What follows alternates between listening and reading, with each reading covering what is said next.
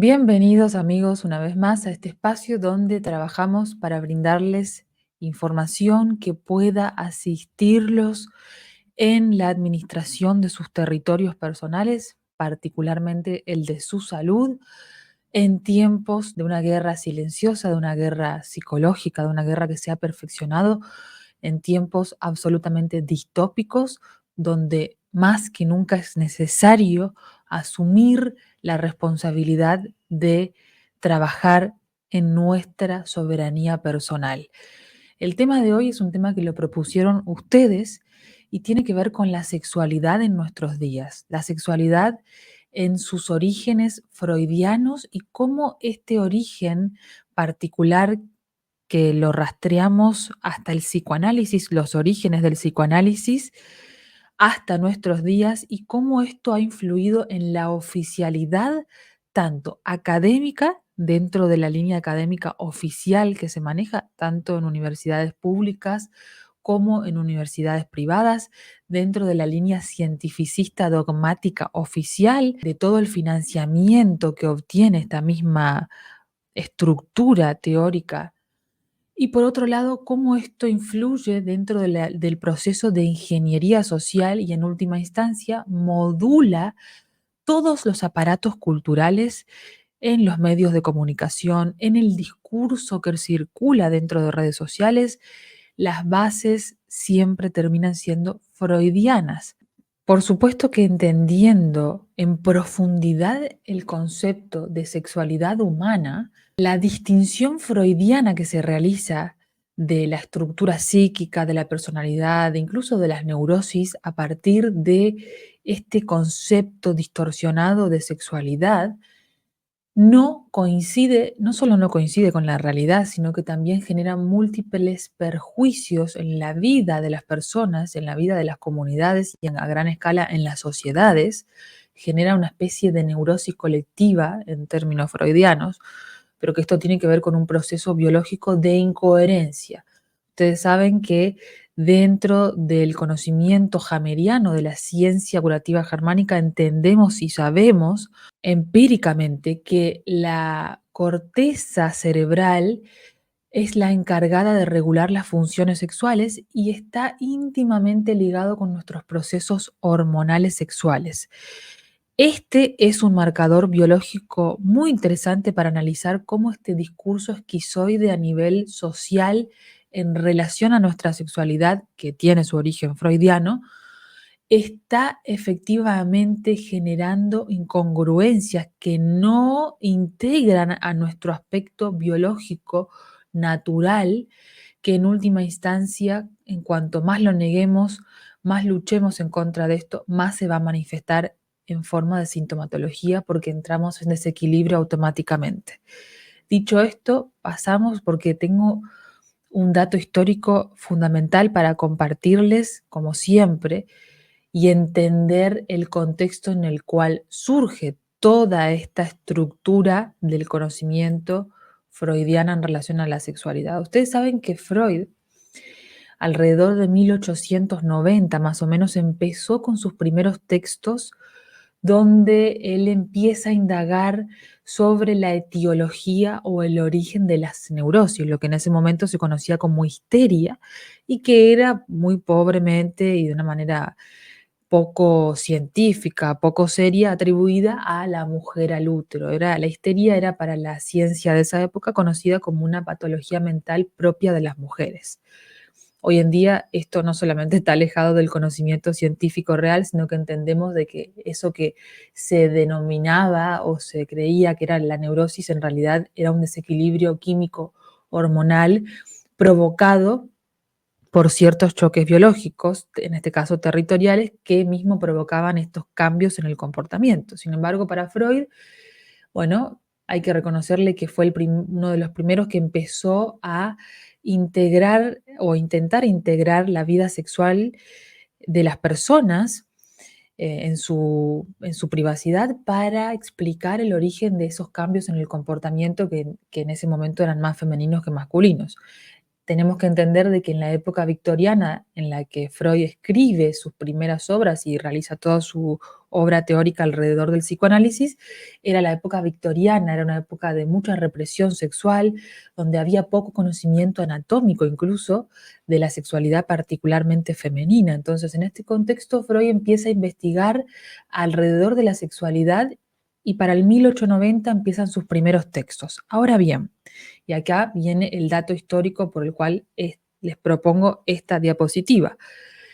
Para alrededor del 1902, Freud empieza a construir su estructura teórica en lo que él denominó la sociedad de los miércoles. Es decir, él empezó a construir su base teórica psicoanalítica, donde la sexualidad jugaba un papel clave, más no principal, alrededor de lo que él denominó la sociedad de los miércoles, que era una sociedad de, para el inicio, 5 médicos jóvenes que estaban interesados en esto de la psiquiatría, del inicio de la hipnosis, esto de la etiología psíquica de las neurosis, la psicosomática, también de llevar un poco más allá del paradigma biologicista con el darwinismo que estaba imperando en esa época, para entender e intentar comprender esto de las neurosis por fuera de este paradigma mecanicista o biologicista,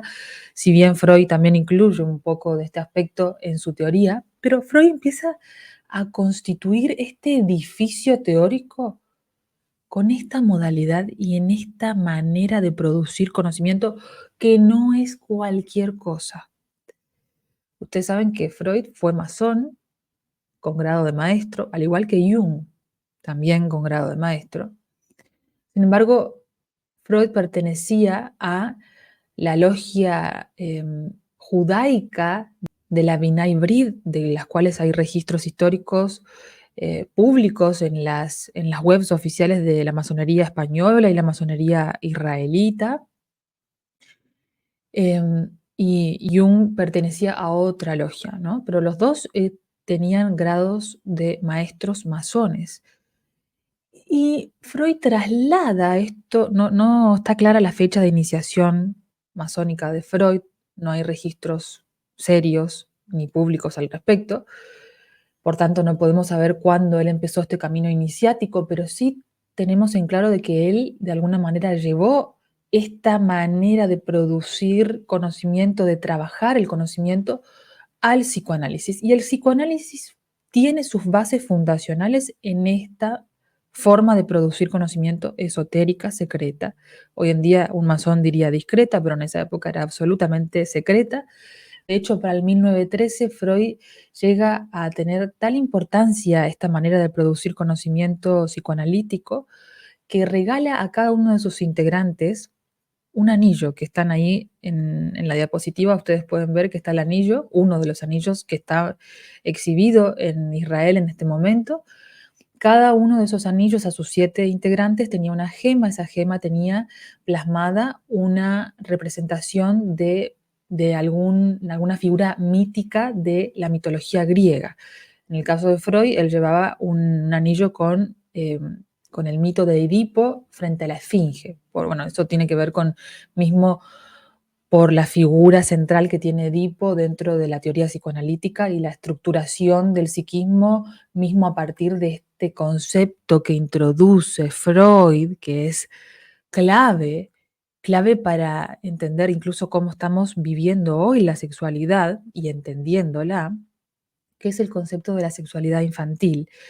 Freud introduce la idea de que la sexualidad y la represión de la sexualidad, de ciertos hechos traumáticos alrededor de la sexualidad, tiene un papel clave en las neurosis, en la etiología de las neurosis. En sus primeros escritos él lo deja claro. Sin embargo, a medida que va avanzando su teoría para 1905, ya después de la creación de esta sociedad secreta de médicos jóvenes, él ya empieza a avanzar mucho más y empieza a entender dentro de su forma de percibir esto que él veía en la clínica, que la sexualidad infantil formaba un papel tenía un papel clave en la formación de las neurosis adultas e incluso de las neurosis infantiles. Él analiza un solo caso en su vida de un niño, que es el caso Juanito, y él introduce esta idea de que el niño, a través de la relación sexual que tiene con sus primeros objetos amorosos, llámese sus padres, forma su estructura psíquica y que esa estructuración psíquica tiene fases que son sexuales siempre.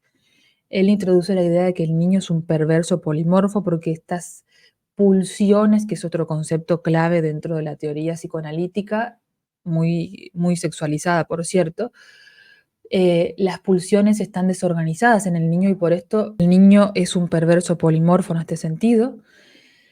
Ahora bien, vemos de que la sexualidad es entendida, primero, una sexualidad ampliada hacia la infancia.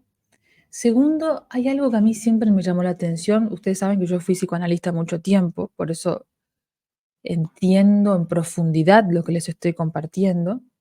Em, Ustedes saben que hay un texto que se llama De pulsiones y sus destinos, de 1915 de Freud, donde él explica el funcionamiento de la pulsión, diferenciando la pulsión como este concepto que no es biológico, por eso él trata de trascender un poco el biologicismo imperante de la época. No es un concepto biológico, dice Freud, la pulsión, ni tampoco es un concepto psíquico, sino que es un concepto límite, que nos diferencia de los animales porque no tenemos objeto. Por eso él habla de que la pulsión no tiene objeto, es esta energía sexual límite ahí entre nuestra fisiología y nuestro aparato psíquico, pero que no tiene un objeto definido, por eso puede ir variando y de hecho va variando y el primer objeto amoroso son nuestros padres. Ahora bien, hay algo que a mí me parece interesante para entender incluso la manera de poder comprender y explicar el funcionamiento de toda nuestra vida anímica para Freud. Y esto tiene efectos en el presente y después lo vamos a ir viendo. Pero es que la sexualidad, por ejemplo, el camino de toda pulsión, él utiliza dos ejemplos paradigmáticos para Freud, para intentar explicar el desarrollo de cualquier pulsión y que él entiende que el desarrollo pulsional se da en pares. Entonces él explica que con dos ejemplos paradigmáticos, con el sadismo, el masoquismo, el voyeurismo y el exhibicionismo. Y me pareció siempre muy llamativo. ¿Por qué estas pulsiones y no otras? Como la oral, por ejemplo, que también es muy importante dentro de la primera etapa oral del desarrollo psíquico del niño.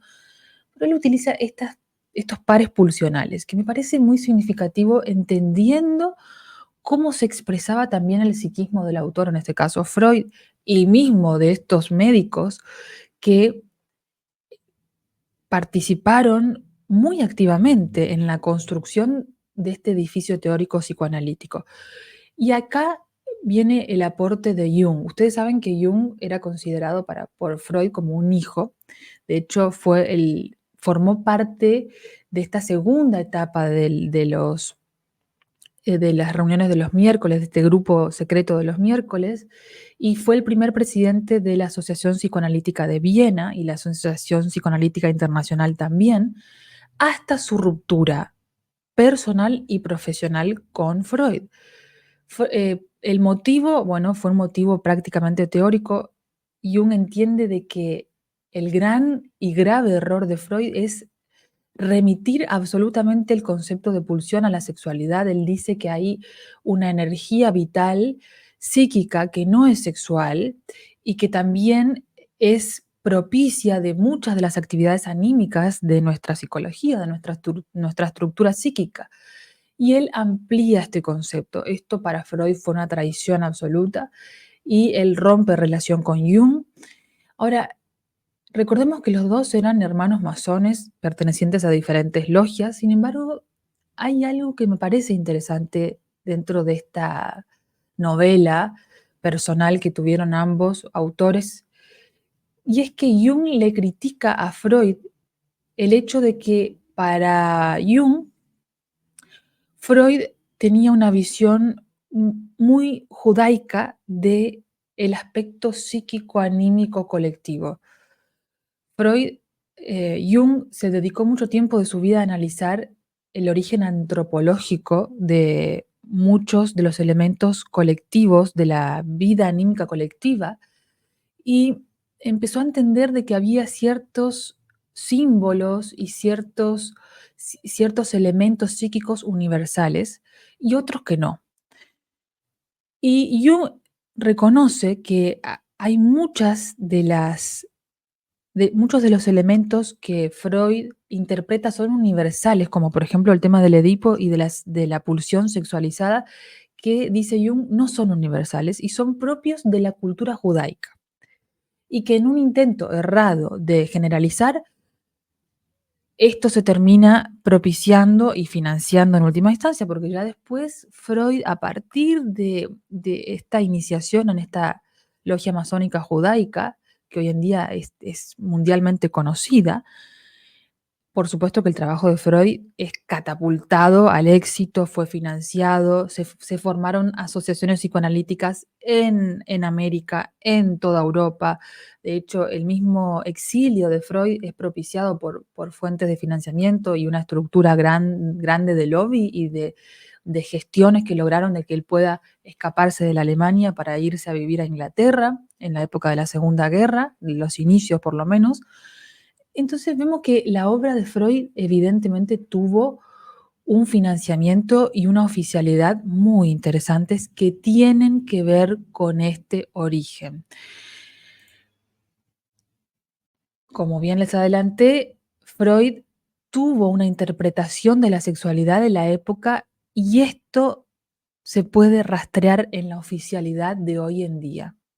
Ustedes saben que la teoría psicoanalítica de la sexualidad y la interpretación que se le da a el origen del inconsciente, que es sexualizado y que tiene la base en esta estructura psíquica del niño que reprime este primer evento, que por lo general es edípico y que tiene origen por lo general en una protofantasía, de las cuales, por ejemplo, hay una protofantasía que es significativa, es un término acotado, pero básicamente lo que Freud expresa es que hay una protofantasía infantil que tiene que ver con que el niño fantasea. Todo niño, en toda cultura, es universal esto, todo niño fantasea con que alguna vez algún adulto, por lo general sus padres, los seducen sexualmente. Y esto después puede ser motivo de un primer movimiento edípico que será reprimido y será la represión fundamental que da origen a la estructura psíquica de todo lo que conocemos como aparato psíquico. Entonces, fíjense cómo esto tiene efectos hoy en día.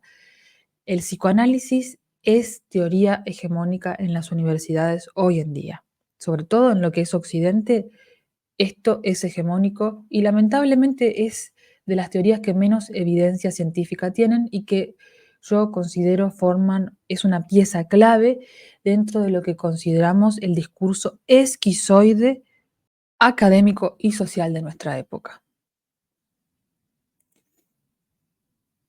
Como bien les dije, la evolución teórica freudiana sobre la sexualidad va desde el interés por la etiología de las neurosis, por entender que evidentemente había aspectos no integrados de la sexualidad humana, sobre todo en la época victoriana, que estaban influyendo en los comportamientos, entre comillas, neuróticos, en esos cambios de comportamiento, sobre todo de las mujeres, que evidentemente sí sufrían un montón de desigualdades y un montón de situaciones sociales que propiciaban estos cambios hormonales, biológicos y de comportamientos, hasta llegar a 1930 aproximadamente, donde él termina de darle vuelta a este aspecto sexual.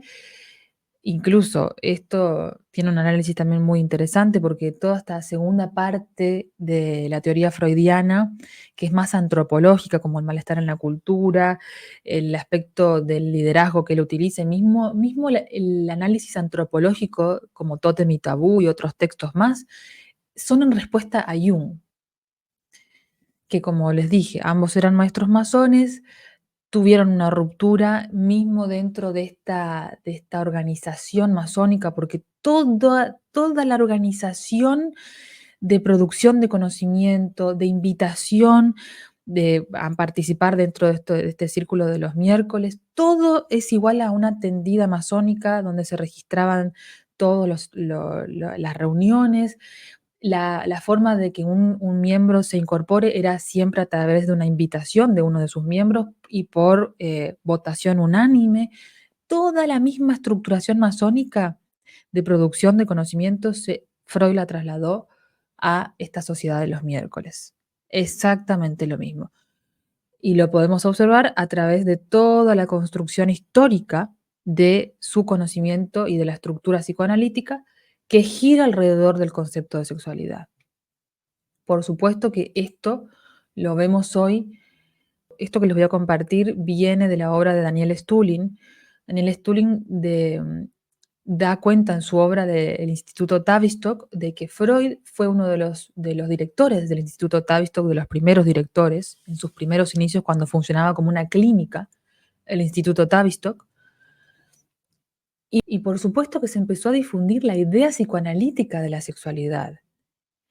Edward Bernays, el fundador y uno de los principales ideólogos de lo que conocemos hoy como el marketing, la publicidad y la manipulación de la opinión pública colectiva, era el sobrino de Freud. También tomó mucho del aspecto de la sexualidad y del mensaje inconsciente, de la estructuración inconsciente para poder moldear la opinión pública, sobre todo femenina de la época, dicho mismo por el autor. Rastreándolo, y esto por supuesto que es un resumen muy acotado, el sobrino, fíjese la línea histórica, familiar que les estoy relatando. El sobrino mismo de Edward Bernays, que a su vez era sobrino de Freud, Mark Randolph, es uno de los directores fundadores de Netflix, que también vemos que formando parte de la estructura de poder de ingeniería social, formadora de cultura y de opinión pública alrededor de algo tan sensible como la sexualidad, es exactamente la misma línea teórica freudiana donde se analiza la sexualidad desde este punto de vista, entendiéndola absolutamente distorsionada, con estos condimentos, como les dije, analizando el ejemplo paradigmático de la sexualidad con estos pares pulsionales, entendiendo que para Freud la pulsión no tiene objeto, entendiendo que la sexualidad para Freud involucra un aspecto de sexualidad infantil donde la sexualidad infantil es naturalmente perversa en los términos de Freud, y esto es lo que contribuye a la oficialidad de lo que se entiende por sexualidad en nuestros días. Hasta acá el análisis que traemos hoy. Si les interesa que hablemos más sobre este tema o sobre algo relacionado al psicoanálisis, a la sexualidad, a los síntomas que tenemos hoy como sociedad, a la epidemiología de síntomas mentales relacionados a este tema, escríbanos en comentarios, déjennos su opinión, apoyen nuestro trabajo si les parece que es un trabajo interesante, si les gusta. Gracias por quedarse hasta aquí. Muchas gracias por estar ahí atrás, por investigar, por la valentía de poner a prueba. Por supuesto que pónganlo a prueba, investiguen, no crean a nadie, usen su propio criterio y su propio juicio para construir desde su individualidad su propia opinión. Como siempre, los invitamos a ingresar a nuestra web donde están disponibles nuestros cursos que tienen base en biología, en la ciencia curativa germánica, la explicación empírica, seria, sobre cómo funciona nuestra salud verdaderamente, sin distorsiones. Son cursos que los hemos hecho con mucha responsabilidad, donde les comentamos toda la bibliografía para que ustedes la puedan constatar. También los invitamos a seguirnos en nuestras redes sociales. Como siempre les digo, si este video les gustó, denle me gusta, compártanlo a alguien que pueda asistirles, ayudarles a resolver algún tema o a entender simplemente qué les está sucediendo. Y nos vemos en la próxima. También queremos hacerles una recomendación muy especial. Si tienen que realizar una web siempre recomendamos a las mismas personas de dúplica trabajo profesional, con personas alineadas a los valores y con el compromiso real de aportar un beneficio a la humanidad en tiempos tan complejos históricos. Así que ya saben, si quieren realizar una web, acudan a la gente de Dúplica. En la descripción les dejamos el enlace. Gracias por quedarse hasta acá y nos vemos en la próxima. Hasta luego.